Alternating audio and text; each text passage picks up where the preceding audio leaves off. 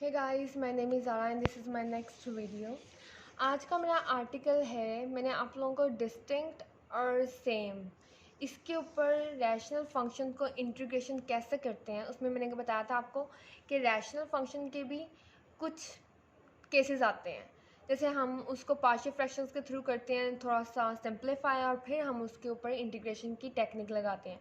Direct integration की technique impossible है, उससे बहुत लेंथी क्वेश्चन आएगा, उसको सॉल्व करने का तरीका हमारे पास नहीं होता।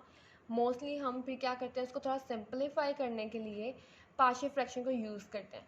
पार्शियल फ्रैक्शन में 4 केसेस थे, जिनमें से मैंने आपको डिस्टिंक्ट केस की भी इंटीग्रेशन करके बताई है। लीनियर और सेम के अगर आपके पास फैक्टर्स हो उसका भी मैंने बता दिया था। आज हमारा आर्टिकल होगा फैक्टर्स जो कि इरेड्यूसिबल क्वाड्रेटिक होते हैं। इनको किस तरह हमने सॉल्व करना है, किस तरह इनकी वैल्यूज़ निकालनी है, और फिर इसके ऊपर इंटीग्रेशन की टेक्निक को किस तरह अप्लाई करना है। तो हम स्टार्ट करते हैं अपना article.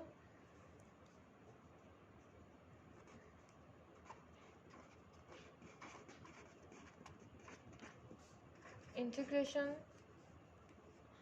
Of rational functions where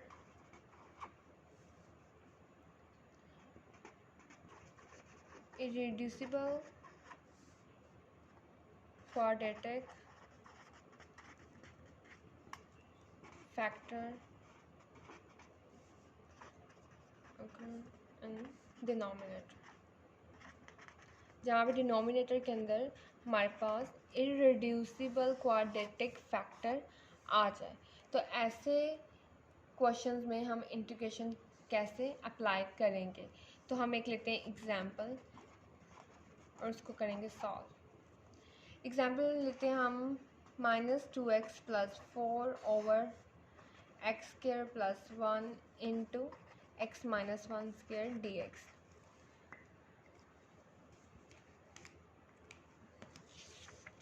ये हमारे पास था रैशनल फंक्शन, इसकी हमने लेनी है इंटीग्रेशन। इसकी इंटीग्रेशन लेने के लिए हम पहले इसको थोड़ा सा सिंप्लीफाई करेंगे। अगर हम इस रैशनल फंक्शन को इस तरह लिख लें, x² + 1 इंटू x-1², और इसको सिंप्लीफाई करें, इसके ऊपर हम लगाएंगे पार्शियल फ्रैक्शन। किस तरह लगेगी, इस केस की मैंने आपको बताई थी। इसमें क्या आ रहा है, एक लीनियर फैक्टर आ रहा है। x-1 एक लीनियर फैक्टर है। लीनियर फैक्टर क्यों है, क्योंकि x की जो डिग्री है वो 1 है। तो ये एक लीनियर फैक्टर था। लीनियर फैक्टर की पावर क्या आ रही है, 2। तो इसके अंदर हम क्या कह सकते हैं कि इसके ऊपर केस 2 लग रहा है कि लीनियर फैक्टर भी है और सेम भी है, क्योंकि उसकी पावर 2 आ गई है। तो मैंने आपको पिछली वीडियो में करवाया था कि लीनियर फैक्टर हो और सेम आ जाए तो आपने उसको कैसे करना है। तो लीनियर फैक्टर को अगर हम देखें, हमारे पास इस डिनोमिनेटर में लीनियर फैक्टर है। लीनियर फैक्टर हमारे पास क्या आ जाएगा, a/x-1 प्लस b/x-1 की पावर 2। मैंने कहा था जब तक उसकी पावर ना आ जाए आपने इस तरह a b c में लिखते जाना है। यहाँ पे 2 थी, 2 आ गई, मैंने यहाँ पे रोक दिया। अब मैं पीछे वाले फैक्टर को देखूँगी, इसकी शक्ल क्या है। अगर मैं इसकी शक्ल देखूँ तो ये क्या है, x² + 1। ये एक क्वाड्रेटिक फैक्टर है। क्वाड्रेटिक का मतलब क्या होता है, x की डिग्री 2 हो। इसमें x की डिग्री 2 है। इरेड्यूसिबल का मतलब क्या होता है, इसको आगे हम रिड्यूस नहीं कर सकते। फॉर एग्जांपल अगर मैं ये कहती x² - 1 होता तो ये रिड्यूसिबल क्वाड्रेटिक फैक्टर था। इसको आगे मैं x+1 x-1 में लिख सकती थी, लेकिन यहाँ पे x² + 1 है, इसको मैं आगे ब्रेक करके लीनियर फैक्टर नहीं बना सकती। तो एक इरेड्यूसिबल का मतलब क्या होता है, जो आगे रिड्यूस ना हो सके, जिसकी डिग्री को आगे हम कम डिग्री में ना लिख सकें। तो इस ऐसे फैक्टर, जब इस तरह का फैक्टर आपके क्वेश्चन पेपर में आ जाए डिनोमिनेटर में, तो आपने उसको लिखना कैसे होता है, a b आगे हम c ले लेते हैं, cx + d। इसको लिखने का तरीका क्या होता है, 2 कोफिशिएंट्स देते हैं और पहले कोफिशिएंट को हम x के साथ मल्टीप्लाई करवा देते हैं। तो cx + d ओवर इस फैक्टर को लिख देते हैं। अब हम इसको सॉल्व करेंगे a b c d की वैल्यूज़ को एवेल्यूएट करने के लिए। एवेल्यूएट कैसे करेंगे, सबसे पहले तो हम 2x + 4 को मल्टीप्लाई करवा देंगे जो हमारे पास फैक्टर्स हैं डिनोमिनेटर में। और यहाँ पे A B C x plus D के साथ भी करा देंगे। जब हम ए के साथ इसी फैक्टर को मल्टीप्लाई करवाएंगे तो x माइनस वन से x माइनस वन कट जाएगा और हमारे पास आ जाएगा a into x minus one into x plus one. ये आप स्टेप करेंगे, इसको इधर भी मल्टीप्लाई करवाएंगे, इधर भी करवाएंगे और इधर भी करवाएंगे। नेक्स्ट b रह जाएगा हमारे पास एक्स स्क्वायर प्लस वन और सी एक्स प्लस डी हमारे पास रह जाएगा एक्स माइनस वन का स्क्वायर। अब हम इसको आगे सॉल्व करते हैं। यहाँ से हमारे पास ये और ये कट गया तो यहाँ पे आ गया minus two X plus four is equal to, इसको सॉल्व करने से क्या हमारे पास आएगा x इंटू एक्स स्क्वायर तो X cube plus X minus X square minus one. मैंने क्या किया है, x को पहले एक्स स्क्वायर के साथ मल्टीप्लाई करवा के लिखा है, फिर x को वन के साथ मल्टीप्लाई करवा के लिखा है, माइनस वन को एक्स स्क्वायर के साथ, फिर माइनस वन को वन के साथ। Next b x square plus b, आगे हम करते हैं c x plus d into x minus one का होल स्क्वायर है तो हम खोलेंगे ए का स्क्वायर प्लस बी का square minus two a b. तो ये हमारे पास ये वाला फॉर्मूला अप्लाई करेंगे हम इसके ऊपर तो हमारे पास ये ओपन हो जाएगा। इसको थोड़ा सिंप्लीफाई करेंगे, इधर से हम ए एक्स क्यूब करेंगे minus a x square plus a x minus A plus b x square plus B और यहाँ पे हम सी एक्स को इन सब के साथ पहले मल्टीप्लाई करेंगे तो आ जाएगा सी एक्स क्यूब प्लस सी एक्स माइनस टू सी एक्स स्क्वायर। जब हम सी एक्स को साथ करेंगे तो माइनस टू सी एक्स स्क्वायर, फिर हम करेंगे तो आ जाएगा D X square D into one D minus two D x. जब हमने इसको मल्टीप्लाई करवाया अलग अलग फिर डी को मल्टीप्लाई करवाया अलग अलग तो हमारे पास ये आंसर आ गया। नेक्स्ट हम इसको सॉल्व करेंगे तो हमारे पास क्या आएगा minus two X plus four is equal to, अब आप क्या करेंगे क्यूब वालों को सबको अलग करेंगे, यहाँ पे भी एक्स क्यूब है इसके अलावा इसके साथ एक्स क्यूब है और ख़त्म। तो आप करेंगे ए प्लस सी एक्स क्यूब।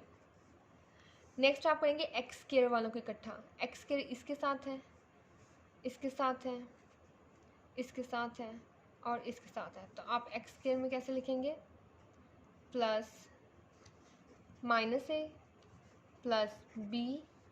नेक्स्ट आप करेंगे minus two C plus D X square. Next आपके पास एक्स में है ए एक्स सी एक्स और डी एक्स तो आप इसको कर लें A C D into X. अब हमारे पास एक्स क्यूब एक्स स्क्वायर और एक्स की डिग्रीज ख़त्म होगी। अब हम देखें कांस्टेंट कहाँ कहाँ है, माइनस ए प्लस बी और प्लस डी, माइनस ए प्लस बी प्लस डी, ये हमारे पास आ जाएंगे कांस्टेंट। अब हम क्या करेंगे इक्वेटिंग कोफिशिएंट्स, जब हम इक्वेट करेंगे कोफिशिएंट्स तो हमारे पास x की डिग्री क्यूब, इसका मतलब x की डिग्री 3 के साथ जो कोफिशिएंट है इस साइड पे देखेंगे कुछ भी नहीं है, इसका मतलब हम लिख सकते हैं ज़ीरो एक्स क्यूब, क्योंकि यहाँ पे था ही नहीं कुछ भी तो हम ज़ीरो एक्स क्यूब भी लिख सकते हैं। तो ज़ीरो एक्स क्यूब का मतलब क्या है, एक्स क्यूब के साथ यहाँ पे क्या है ज़ीरो और यहाँ पे क्या है a प्लस सी। नेक्स्ट हमारे पास था एक्स स्क्वायर, यहाँ पे हम देखेंगे लेफ्ट साइड पे एक्स स्क्वायर नहीं है तो हम उसको भी ज़ीरो एक्स स्क्वायर लिख सकते हैं। तो हमारे पास एक्स स्क्वायर की जो आएंगी वो आएंगी zero is equal to minus A plus B minus two C plus D. फिर हम देखेंगे एक्स के साथ यहाँ पे माइनस टू और इस साइड पे एक्स के साथ कौन सी है ए प्लस सी माइनस टू डी। नेक्स्ट हमारे पास यहाँ पे क्या है, इधर कांस्टेंट क्या है फोर, अगर हम करें एक्स की डिग्री ज़ीरो जो कि कांस्टेंट होती है, इधर है फोर, यहाँ पे है माइनस ए प्लस बी प्लस डी। ये हमारे पास इक्वेशंस बन गई। इसको हम कहते हैं इक्वेशन नंबर 1, इसको 2, इसको 3 और इसको 4। अब हमने इनको सॉल्व करना है साइमल्टेनियसली और इनके आंसर्स निकालने हैं ए बी सी डी के। बुक के ऊपर आप देखेंगे डायरेक्ट लिखे होंगे आंसर्स के ABCD किस तरह आया, मैं आपको करके दिखाऊंगी ताकि नेक्स्ट आप खुद एक एक स्टेप किया करें। डायरेक्ट कभी भी नहीं कर सकते हम, डायरेक्ट वैल्यूज़ इसकी नहीं आती। तो इसको हम सॉल्व कैसे करेंगे, आपने क्या करना है, आपने देखा कहाँ से आपके लिए ईज़िली अप्रोच आ रही है। अगर मैं 1 और 3 को मैच करूँ तो A इधर C है, इधर भी AC है, ये तो कट जाएंगे और 2D रह जाएगा। तो मैं क्या करूँगी, इक्वेशन सब्ट्रैक्ट इक्वेशन 1 फ्रॉम 3।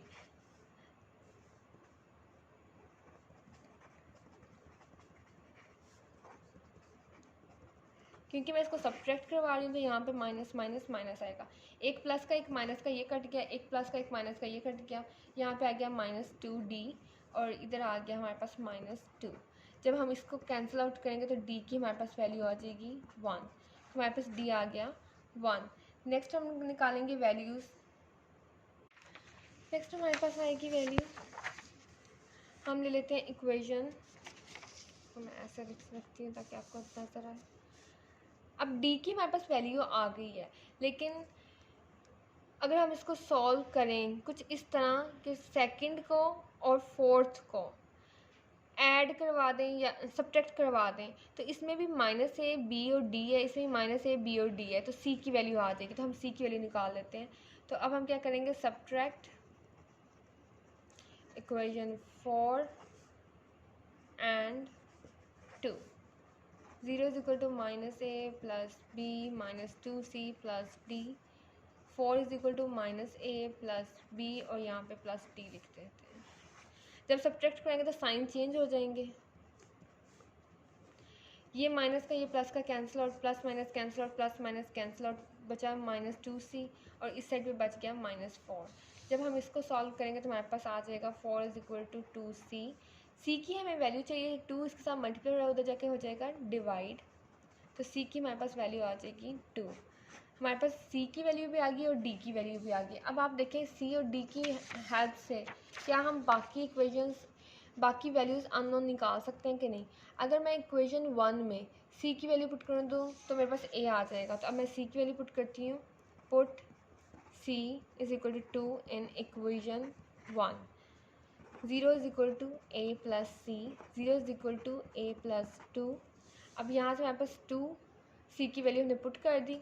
अब हमें सिर्फ A चाहिए, तो 2 A के साथ ऐड हो रहा है, दूसरी साइड पे जाके माइनस में आ जाएगा, तो हमारे पास A की वैल्यू आ जाएगी -2। अब हम क्या करेंगे, C A, हमारे पास D भी आ गया, C भी आ गया और A भी आ गया। अब हम किसी भी वैल्यू में पुट करके B निकाल सकते हैं। अगर हम इस इक्वेशन को पकड़ें 4 को, -A plus B plus D, put value of A and D, क्योंकि हमारे पास A भी है और D भी है। 4 इज इक्वल टू A की वैल्यू हमारे पास आई थी -2,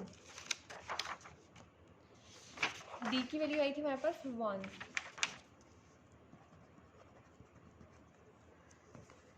2 plus B plus 1 is equal to 4।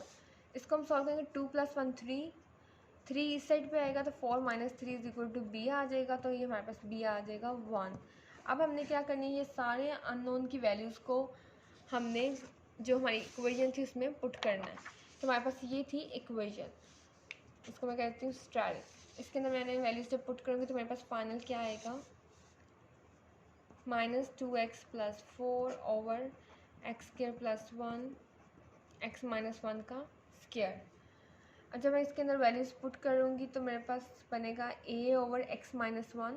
a की वैल्यू हमारे पास आई थी -2, तो -2 ओवर x - 1 प्लस b की वैल्यू 1 ओवर x - 1 का स्क्वायर।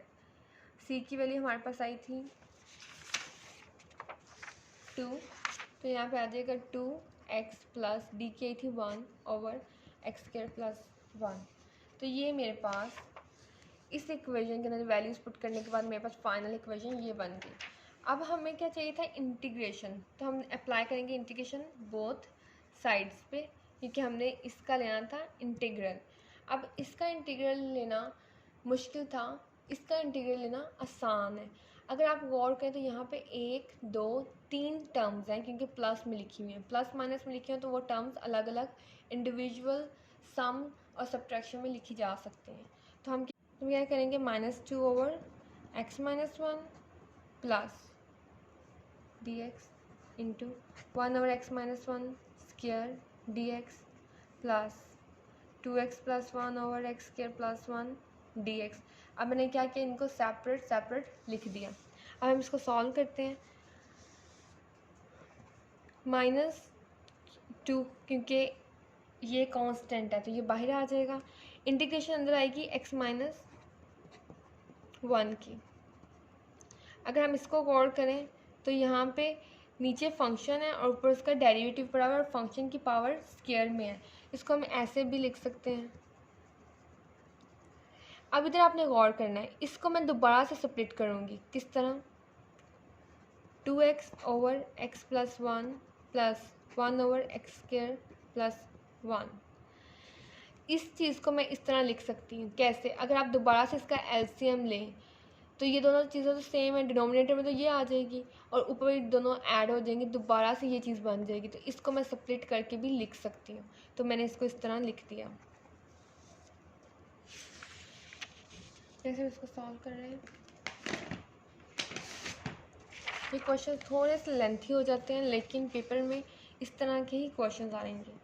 -2, जब हम इसकी इंटीग्रेशन लेंगे तो इसका फंक्शन नीचे है और इसकी पावर 1 है और ऊपर इसका डेरिवेटिव है, तो हम क्या करेंगे, इसको लिख सकते हैं log x माइनस 1 की फॉर्म में।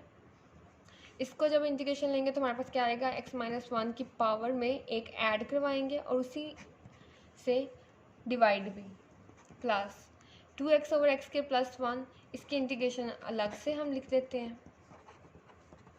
और इसकी इंटीग्रेशन अलग से लिख देते हैं। -2 log x minus 1 minus x minus 1 की पावर -1।